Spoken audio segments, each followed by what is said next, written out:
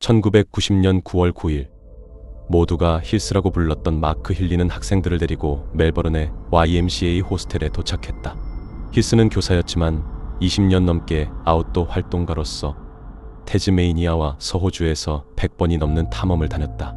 스키든 동굴 탐험이든 상관없이 힐스는 자연을 사랑했고 가능한 모든 아웃도어 기술을 배우는 걸 즐기고 능숙하게 활용하였다.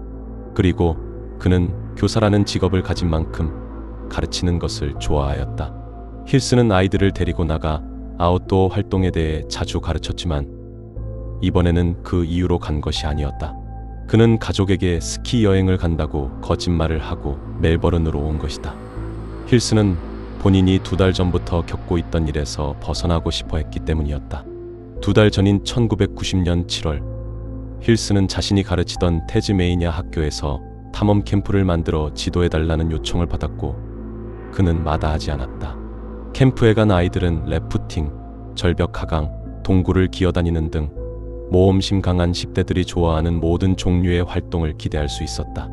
탐험의 하이라이트 중 하나는 사우스웨스트 국립공원에 있는 미스터리 크릭 동굴을 방문하는 거였다. 이 공원은 호바트에서 남쪽으로 80km 조금 넘게 떨어져 있으며 복잡하게 연결된 동굴 위에 약 6,200제곱킬로미터의 산림지대를 가지고 있다.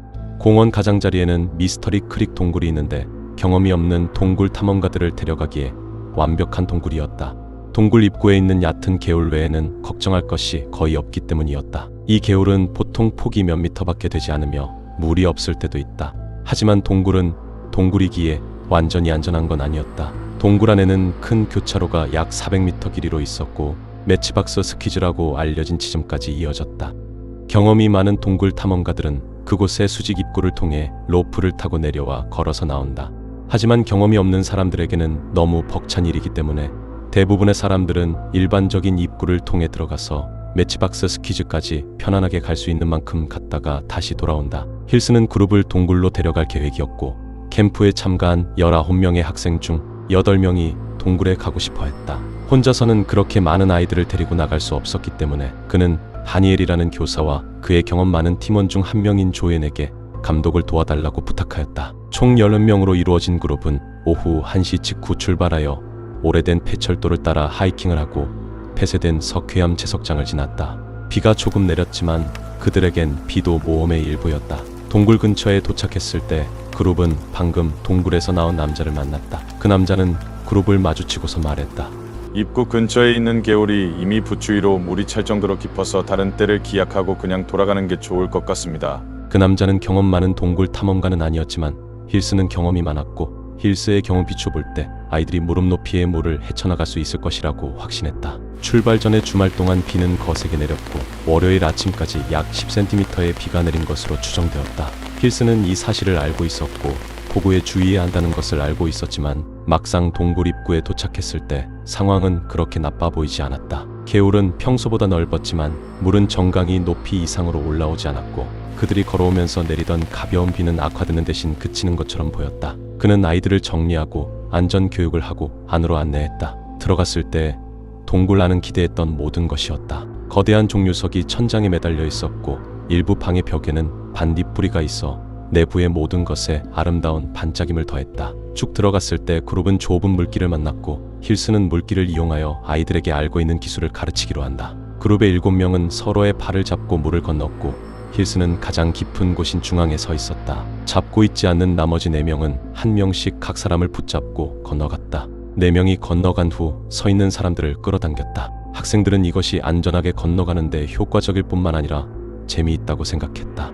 오후 4시 30분경 그들은 매치박스 스키즈에 도착하였고 다시 동굴 입구로 흐르는 개울이 있는 곳으로 돌아갔다. 그 시점에서 힐스는 동굴 안의 소리가 이전보다 울린다는 것을 깨달았고 그래서 개울의 수위를 확인했다. 수위가 그다지 깊어진 것 같지는 않아서 크게 걱정할 필요는 없었다. 힐스는 일행을 데리고 또 다른 개울을 건너 반대편으로 걸어가야 했다. 그들은 처음과 똑같이 인갈 로프를 만들었고 힐스는 중앙에 섰으며 가장 튼튼한 학생들은 로프를 최대한 견고하게 만들기 위해 그의 양쪽에 배치되었다. 로프 완성 후 가장 작은 학생들에게 한 명씩 건너가라고 전달하였다. 하지만 이번에는 이전과는 달랐다. 힐스가 서 있는 곳의 물은 무릎 높이밖에 되지 않았지만 물살이 너무 강했고 건너가는 아이들은 넘어지지 않기 위해 무엇이든 붙잡아야 했다. 첫 번째로 건너는 학생은 미끄러운 바위에 발을 헛디뎠지만 힐스는 그를 붙잡아 건너도록 도왔다. 그러고 나서 그룹에서 가장 작은 아이도 건너기 시작했다. 그 학생은 천천히 건너갔지만 반대편까지 한 걸음 남겨두고 발이 미끄러졌다. 학생은 넘어지면서 물살에 휩쓸려 물속으로 끌려갔고 몇 미터 아래로 떠내려가 물살에 의해 바위 벽에 갇혔다. 갇힌 곳은 물이 틈새 아래로 흐르는 곳이었기 때문에 그녀는 배수구에 너무 커서 빠지지 않는 물건처럼 갇혔다. 다른 사람들은 그녀의 머리만 물 위로 삐져나온 것을 볼 수 있었다. 그녀가 휩쓸려가는 것을 보고 그녀의 가장 친한 친구는 거의 즉시 그녀를 따라갔고 갇힌 곳에 도착하여 그녀의 머리를 물 위로 유지하려고 노력하였다. 그룹의 어른 중 한 명인 조앤이 두 소녀를 따라갔지만 도착하자마자 세 사람 모두 터널 안쪽으로 더 휩쓸려갔다. 한편 힐스는 다른 학생들을 개울에서 끌어올리고 있었고 다 끌어올린 후 안전해지자마자 사라진 세 사람을 따라갔다. 또 서두르는 와중에 강한 물살 때문에 그는 달리다가 넘어졌고 그 과정에서 부츠 한 짝을 잃었다. 넘어진 후 일어섰을 때 그는 그들이 모퉁이를 돌아 시야에서 사라지는 것을 보았다. 어쨌든 그는 그들을 계속 따라갔고 물이 흐를 것이라고 예상되는 방에 도착했다. 하지만 그곳에 도착했을 때 아무도 없었다. 그 후 그는 몇 시간 동안 그들이 있을 수 있다고 생각되는 모든 방을 필사적으로 수색하였다. 한편 다른 아이들은 힐스가 돌아오기를 기다리며 그 자리에 머물렀고 물에 휩쓸려갈까 두려워 다시 들어갈 엄두를 내지 못했다. 힐스와 그룹의 흔적은 캠프 어디에도 없었다. 동굴에 가지 않고 캠프에 남아있던 사람들은 그룹이 돌아왔어야 할 시간을 넘어 몇 시간이나 지났기 때문에 경찰에 전화했고 경찰은 구조대에 연락하여 그 지역을 잘 알며 호바트에서 가능한 한 빨리 도착할 수 있는 숙련된 동굴 탐험가들을 요청했다. 동굴 안으로 돌아가 보니 물은 실제로 점점 더 깊어지고 있었고 힐스는 여전히 모든 개울을 헤쳐나가고 가능한 모든 통로와 방에 몸을 우겨 넣으며 아이들을 찾기 위해 고군분투 있었다. 이 과정에서 그는 저체온증으로 자신의 안전이 걱정되었지만 계속 찾아야 했다. 동굴 탐험가들은 밤 10시에 동굴 입구로 들어갔다. 학생들은 밤 10시 55분이 되어서야 처음으로 발견되었다. 발견 후 동굴 탐험가들은 입구 근처 개울에 밧줄을 설치했고 그 밧줄을 이용하여 가장 가까운 쪽에 있던 4명의 학생들을 건너게 했다. 4명의 학생들은 동굴에서 나와 보살핌을 받았다. 그 사이에 물은 1m 더 높아졌고 경험 많은 동굴 탐험가들조차 반대편에 있는 나머지 두 학생과 교사에게 가기 위해 물을 헤쳐나갈 엄두를 내지 못했다. 동굴 입구에 가까웠음에도 불구하고 새벽 2시 30분경까지 강처럼 변한 개울 위로 사다리도 놓을 수 없었다. 시간이 흘러 물이 조금 빠졌고 아이들과 교사는 한 명씩 건너갔다. 하지만 이 시점까지도 힐스와 휩쓸려간 다른 세 사람은 아직 발견되지 않았다. 구조대가 힐스를 발견한 것은 새벽 5시가 되어서였다. 그때쯤에는 수위가 낮아졌고 힐스의 상태는 좋지 않았다.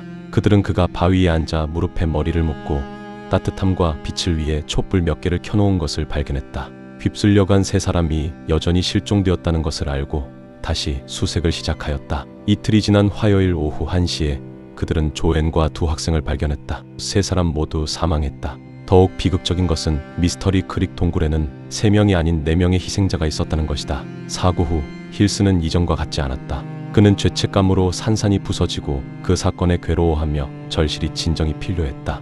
사고 이후 열린 재판에서 예측 불가능한 날씨가 원인으로 지목되었고 힐스는 무죄로 판명되었다. 심지어 재판에선 그의 필사적인 구조 용기를 칭찬했다. 하지만 불행히도 그는 그 사실을 결코 알지 못했다. 같은 해 1990년 9월 그는 머리를 식히기 위해 멜버른에 간 것이 아니었다. 호스텔에 체크인한 직후 그는 10층 창문에서 뛰어내렸다.